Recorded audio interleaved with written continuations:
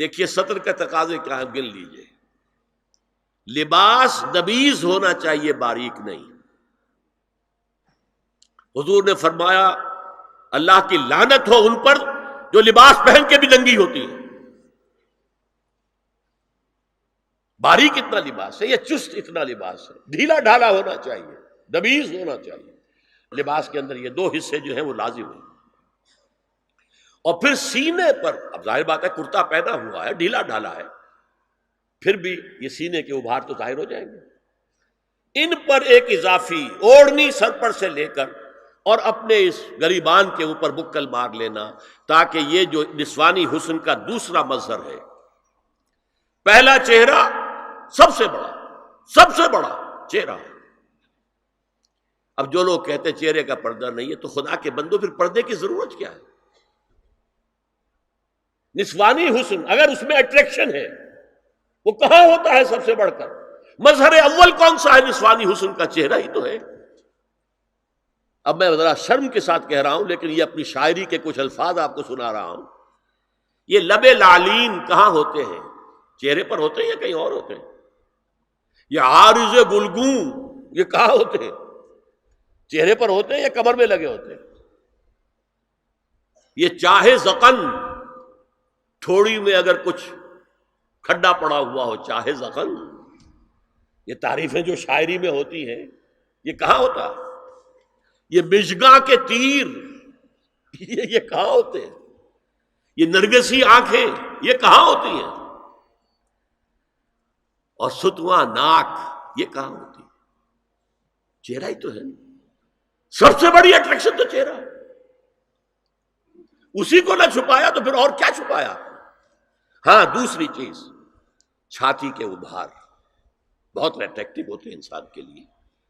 اس کے لیے یہ ہے کہ وَلْيَضْرِبْنَ بِخُمُرِهِنَّ عَلَى جُيُوبِهِنَّ.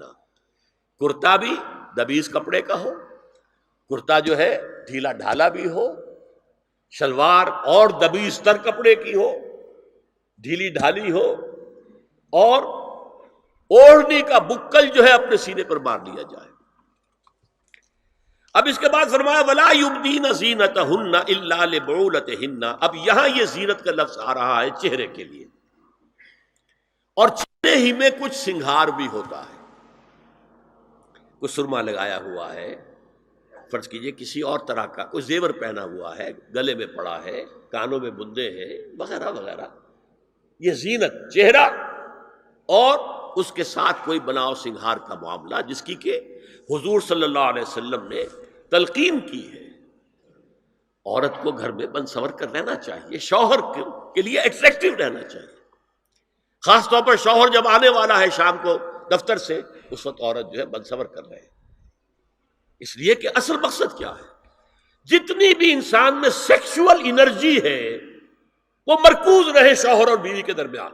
یہ فلسفہ ہے، ادھر ادھر نگاہ جائے نہ. جتنا یہ بانڈ آف لو ان اسپاؤسز کے درمیان مضبوط ہوگا، اتنا ہی خاندان کا ادارہ مضبوط، صحت مند اور اگلی اولاد کی تربیت کے لیے مثبت ماحول. اب ان کے لیے کہا گیا کہ چہرے کی زینت، اور چہرے کے اوپر اگر کوئی بناؤ سنگھار ہے، زیور ہے، تو اس کی زینت نہ ظاہر کریں. مگر اب یہ یہاں تفصیلی آئی ہے، جو محرم ہیں ان کی تفصیل، اور میں بیان کر چکا ہوں. محرم وہی ہے صرف جن سے کبھی کسی حال میں شادی نہیں ہو سکتی.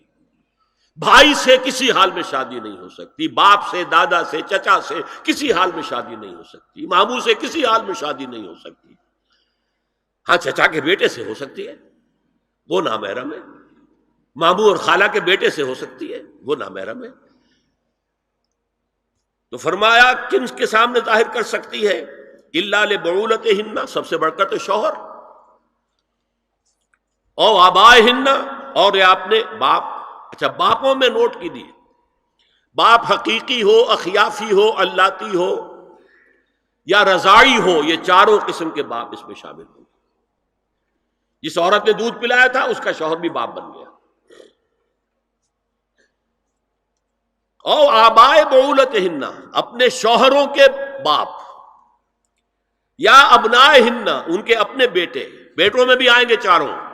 اللاتی اخیافی، عینی اور رضاعی، او ابناء بعولتہن، اور اپنے شوہروں کے بیٹے، ہو سکتا ہے شوہروں کی اور بیویاں بھی ہوں تو ان کے بیٹے بھی، جو ستیلے بیٹے ہیں وہ بھی محرم ہیں، ان سے کسی شکل میں کبھی شادی نہیں ہو سکتی، او اخوانہن، یا ان کے بھائی، او ابنائہن، یا اپنے بیٹے، او ابناء بعولتہن، یا اپنے شوہروں کے بیٹے، او اخوانہن، یا اپنے بھائی، او بنی اخوانہن، یا اپنے بھائیوں کے بیٹے، او بنی اخواتہن، اپنا بھتیجا، شوہر کا بھتیجا نہیں، اپنا بھتیجا محرم ہے، اپنا بھانجا محرم ہے، شوہر کا بھانجا محرم نہیں ہے،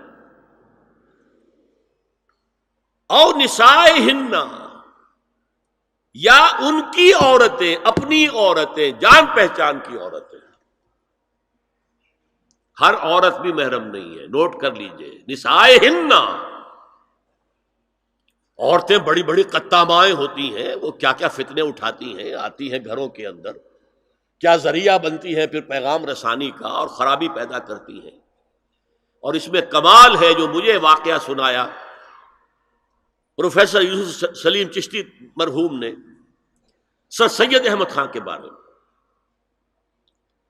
اب وہ زمانہ یاد کیجیے سر سید کا، ابھی انگریزی حکومت باقاعدہ جو ہے وہ ملکہ وکٹوریہ کی شروع ہوئی ہے، روب کتنا ہے انگریز کا، اور لیفٹیننٹ گورنر جو ہے یو پی کا وہ کہتا ہے سر سید احمد خان سے کہ ہماری میری بیگم آپ کے اہلیہ سے، آپ کے گھر والیوں سے ملنا چاہتی ہے۔ سر سید نے جواب دیا ہماری عورتوں کا اجنبی عورتوں سے بھی پردہ ہے، ہماری عورتیں آپ کی بیگم سے نہیں مل سکتی۔ میرا سر جھکتا ہے۔ او ما ملکت ایمانہن، یا جو ان کے داہنے ہاتھوں کی ملکیت ہو، باندیاں، غلام۔ اس میں عرض کر چکا ہوں کہ اس میں کافی اختلافات ہیں، یہ بھی ہے کہ اس سے مراد صرف باندیاں ہیں، غلام مرد نہیں، یہ بھی ہے کہ مرد بھی ہے، اور یہ بھی ہے کہ مرد جب تک کہ وہ بالغ نہ ہو، لیکن میں اس بحث میں یہاں نہیں جانا چاہتا، یہ پھر فقہ کی بحث ہو جائے گی۔ اب التابعین غیر اولی الاربہ، کچھ ایسے لوگ بھی ہوتے ہیں، کوئی کسی کے گھر میں کوئی اندھا آدمی رہ رہا ہے، یا کوئی اور کسی وجہ سے کوئی مریض ہے، اسے آپ نے پناہ دے رکھی ہے، انہیں عورتوں سے کوئی سروکار نہیں ہوتا۔ اب الطفل الذین لم یظہروا علی عورات النساء، یا وہ بچے کہ جن پر ابھی عورتوں کے پوشیدہ حالات واضح ہی نہیں ہے، پتہ ہی نہیں ہے انہیں، ابھی انہیں جنس کا کوئی احساس ہی نہیں ہے۔ یہ ہے فہرست کے جو دی گئی ہے کہ جن کے سامنے عورت کھلے چہرے کے ساتھ اور اپنی جو اضافی زینت بھی ہو، کوئی زیور وغیرہ یا کوئی بھی سرما وغیرہ ڈالا ہوا ہے، یا کوئی سرخی کوئی لگائی ہے معمولی سی، تو اس کے ساتھ آ سکتی ہے، اور یہ وہ رشتے ہیں کہ جن سے کسی حالت میں بھی نکاح نہیں ہو سکتا، لہذا وہ ذہن ادھر جاتا ہی نہیں ہے، نارمل آدمی کا ذہن ادھر جائے گا ہی نہیں۔ ہم رہ رہے ہیں کہ اب نارمل فضا کے اندر، جس کو میں نے کہا انسیسٹ بڑھتا جا رہا ہے، اس کی مثالیں ہمارے معاشرے کے اندر بڑھتی چلی جا رہی ہیں۔ وَلَا يَضْرِبْنَ بِأَرْجُلِهِنَّ لِيُعْلَمَ مَا يُخْفِينَ مِنْ زِينَتِهِنَّ، اور چلتے ہوئے اپنے پاؤں زور سے نہ ماریں کہ ان کی زینت ظاہر ہو جائے۔